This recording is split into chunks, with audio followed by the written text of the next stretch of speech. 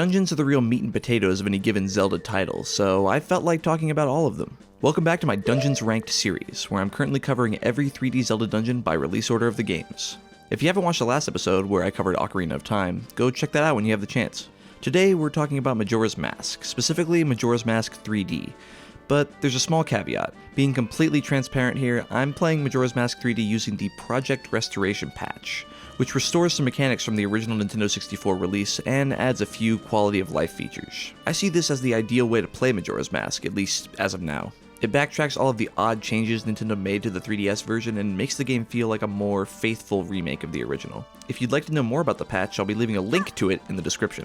Why am I telling you this? Well, this patch affects the dungeons in a few different ways, and I'll be getting into the specifics of how the patch affects them as I cover each dungeon. There's one more thing I wanted to touch on during this brief overview. The dungeons of Majora's Mask differ in a few ways to the dungeons of its predecessor, Ocarina of Time. In case you're unfamiliar, Majora's Mask allows you to use masks to transform Link into a Deku, a Goron, and a Zora, who all have their own movesets and abilities. This adds a completely new layer of complexity to the process of conquering a dungeon, and thus creates more discussion about each dungeon. There is also the task in each dungeon of saving the stray fairies, yet another layer to the dungeon process. This task, however, is completely optional, but will net you a reward if you collect the 15 stray fairies in each dungeon. I'll be touching on them briefly and accounting the rewards into my rankings. Anyways, without further ado, this is Dungeons Ranked Majora's Mask.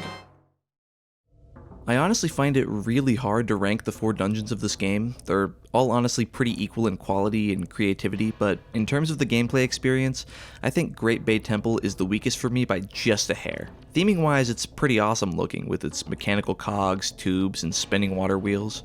The music is cool. I like the drum beat and random anvil hits, as well as the quiet, almost menacing arpeggios backed by synth strings. Much like the water temple from Ocarina of Time, you manipulate the water in this dungeon. While last time it was raising and lowering the water level, this time you're changing the direction of which the water flows. But I'm just going to come right out and say that this is a little more tedious than the mechanics of Ocarina's water temple. The amount of times you'll end up coming back to the first room of the dungeon and flipping the water level back and forth just to get to every room is pretty annoying, but I do like that it asks you to think more critically about which rooms will be accessible when the water is flowing a certain way. At this point in the game, you have all 3 transformation masks, but you'll really only be playing as normal Link and Zora Link. And speaking of Zora Link, let's talk about the swimming. In the original Nintendo 64 version of the game, Zora swimming was fast and fluid. On the 3DS, they made it super slow unless you use your magic power to speed up. But it's kinda ridiculous to tie your speed to the magic meter, so Project Restoration restores how Zora swimming used to be, which is a lot of fun.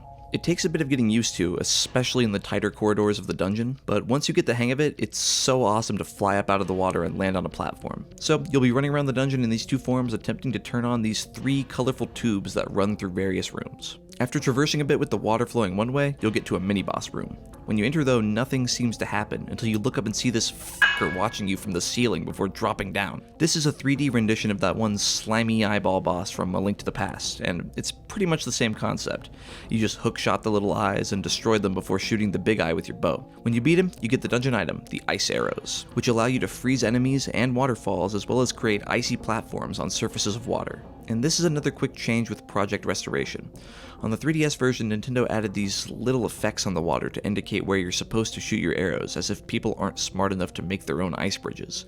Project Restoration removes those entirely. There are some cool puzzles with the ice arrows. I especially like this room where you have to use the ice and fire arrows to raise and lower these lever platforms. After turning on more of the tubes, eventually, in order to get to the boss key, you'll reach a second mini-boss. This frog that surrounds himself with a massive goopy slime. You just have to freeze the slime and make it shatter and wail on the frog until he's defeated. Then you head to the boss, Georg. During his first phase, you have 3 different ways you can damage him. You can stay as normal Link or Zora Link, standing on the central platform and either using your arrows or your Zora fins to hit him. Your third option is going underwater as Zora Link and using your magic attack to hit him from behind. On the 3DS version, when you damaged him enough, this weird eyeball comes out for you to hit, and this was not in the N64 original, so Project Restoration removes the eyeball. During the second phase, the water level rises, so you're forced to swim around to Zora Link, unchaining these bombs as Georg inhales them in.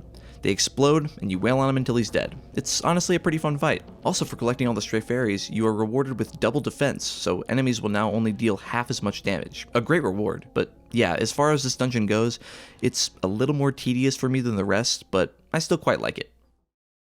Woodfall Temple is the first dungeon in the game, so at this point the only transformation mask you have is the Deku mask, allowing you to switch between normal Link and Deku Link. Certain parts require you to play as Deku Link, who can spin and hop across the poisoned water, and can shoot bubbles as projectiles. But you also have to switch over to normal Link at times, like here where you have to use Deku sticks to light some torches and burn some webs. Theming wise, I quite like the overgrown, ruined atmosphere. There's also these weird happy and sad faces on the stones. I don't really know what that's about, but the music is cool. Some chanting and hollering voices, a bit of drums, almost ritualistic sounding. It's interesting that this temple is the source of the poisoned water that's contaminating the Woodfall region outside, and it's very satisfying to see the water become purified upon beating the dungeon. There's really not much here in terms of puzzles. Of course, collecting all the stray fairies is a little puzzle in and of itself, but they're all super easy to find in this dungeon. Most of the rooms that push progression forward end up being combat rooms. You get locked in, fight a creature, then get the map or the compass. Then you get locked in with what you might think is the mini-boss, this Lizalfos, but he's really weak, like he literally dies in 3 hits. When you defeat him, you get the dungeon item, the bow. You take it and go fight the real mini-boss. It's this frog who hops around. After hitting him a few times, he calls a turtle in, and together they spin around and try to attack you, so you have to transform into Deku Link and use the flowers to knock the frog off of the turtle. Then, as the frog climbs across the ceiling, you use your brand spanking new bow to shoot him. Upon defeating him, you get the boss key, do a little spinning fire arrow puzzle, and finally get to the boss room. This is Odalwa. He's got this crazy design, and he moves around all clumsily and goofy. Nintendo made a few weird changes to him in the 3DS version, where when he gets stunned, this giant eyeball comes out for you to attack. He can also block most of your attacks, so you're forced to hit him from above with Deku Nuts. In the original N64 version, you were able to attack Odalwa in a myriad of ways. You could spin and hit him as Deku Link, you could fire your bow at him, or you could even throw bomb flowers at him. Project Restoration restores that original Odalwa behavior, which I like, as it makes the way you fight him completely up to you. When you finally beat him, you get to rescue the Deku Princess by apparently stuffing her into a tiny bottle. Also, if you caught all 15 stray fairies, your magic meter gets doubled, which is an incredible reward. Overall, the Woodfall Temple is a short and fairly easy experience, but the bow is awesome, the fairy reward is great, and the mini-boss is silly, and the main boss is a fun fight. Snowhead Temple is a lot of fun.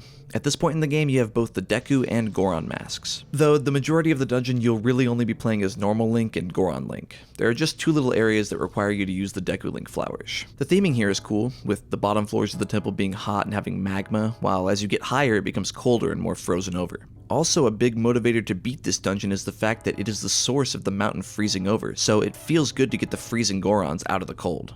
Music-wise, I'll be honest, I don't love it here. I like the icy bells, but I don't really like the weird staccato keyboard strikes on this track. Anyway, this dungeon's got some pretty fun puzzles and interesting rooms. I like this room where you have to slam down on these buttons as Goron Link, but each of the buttons affect each other, so you have to figure out the proper order to press them. It's fun to roll around as Goron Link and hop over ramps and gaps, but I will say that you really have to learn the proper way to get a rolling start, as if you don't back up far enough before rolling towards a gap, the mechanics kind of f*** you over and you just fall. Eventually you get to the mini-boss, this weird ghost guy. He spins around on different spots in the room and you just have to shoot him with your bow as he's spinning. He then goes into a second phase where there are multiple of him on each spot, but it's easy to tell which one is the real guy since he's less transparent than the others. When you beat him, you get the dungeon item, the fire arrows. This is where the dungeon starts to open up some more, as before there were a lot of areas and chests blocked off by ice, which you can now melt with your fire arrows. After a few more puzzles, you reach this button which raises a huge pillar in the central room. You then have to climb up this room, using Goron Link to punch different sections of the pillar away,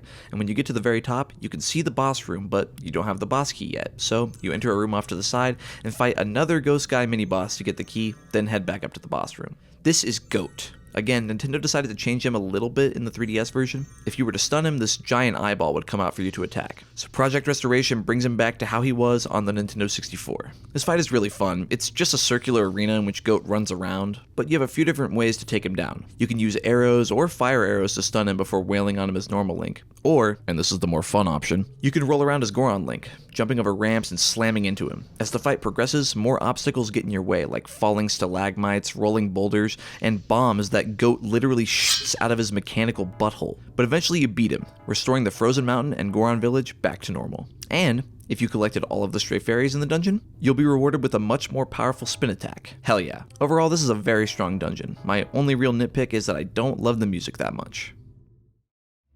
Stone Tower Temple is awesome. Since this is the last main dungeon of the game, it feels like a culmination of all the previous dungeons. You have all 3 transformation masks, so the dungeon requires you to use every different form of Link to complete various puzzles. As far as the theming goes, it's really cool with its giant face structures and trippy room layouts, but the music here is easily the best dungeon track in the whole game. It just has such a mystical ocarina melody that makes you want to push forward and persevere, collecting stray fairies and small keys along the way. There are a lot of rooms in this dungeon that I really like.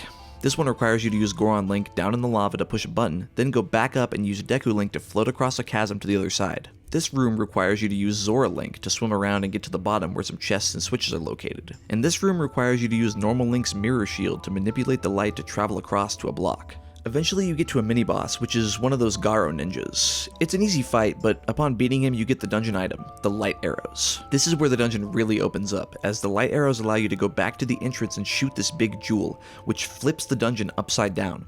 Now you're traversing the same rooms you know, but they're completely flipped on their heads. You can access rooms that were previously inaccessible, and there are rooms like this that allow you to flip the dungeon from the inside to solve some puzzles. You continue through this upside down dungeon until you eventually reach the second mini-boss, Gomez, who wields a giant scythe and is surrounded by bats. You have to use the light arrows to clear the bats away before damaging him, defeating him, and then you get the boss key, and it's onward to the boss. And the boss, Twin Mold, is my least favorite aspect of this otherwise near perfect dungeon. There are 2 giant sandworms here that fly around the arena, and now listen, I'm a big fan of Dune. I love me some sandworms, but these guys are a little annoying to fight. The first phase involves using the light arrows to take out the blue sandworm by shooting the eyes on his stomach, and then the huge eyeball that pops out of his face. Once you beat him, you're rewarded with the Giant's Mask. Upon putting it on, you literally become a giant, and now you have to fight the red sandworm as well as the little babies that burrow in and out of the sand. You basically just have to punch the worm until he's stunned, and then you grab and spin him around, slamming him into the sand. On the 3DS version of the game, this went on for way too long. It had you just keep repeating this for like 4 cycles. Project Restoration reduces that to 2 cycles, which is a lot more bearable. It's an okay fight, not egregious or anything, but just okay, which is a little unfortunate. Oh, also if you collected all the stray fairies here, you're rewarded with the Great Fairy Sword, this giant 2-handed beast of a blade. It's pretty sick. Overall, while Twin Mold is a negative for me here, it still doesn't stop Stone Tower Temple from being my favorite dungeon in Majora's Mask. So, there you have it. Oh, and also, just like Ocarina, Majora's Mask has a few mini-dungeons. There are technically 5, but the 2 Skulltula houses are completely optional, so I'm not going to count those. Here's a really quick ranking of the other 3. Number 3, Pirate's Fortress. It's fun to sneak around and you get the hook shot, but collecting the Zora's eggs is a little tedious, especially if you're limited on bottles. Number 2, Beneath the Well. Collecting different items for the Redeads is super fun, and I like how they speak to you. And number 1, Ancient Castle of Ikana. This one's got some fun light puzzles and a really entertaining boss fight. Also, dancing Redeads. Okay, that's it. See ya!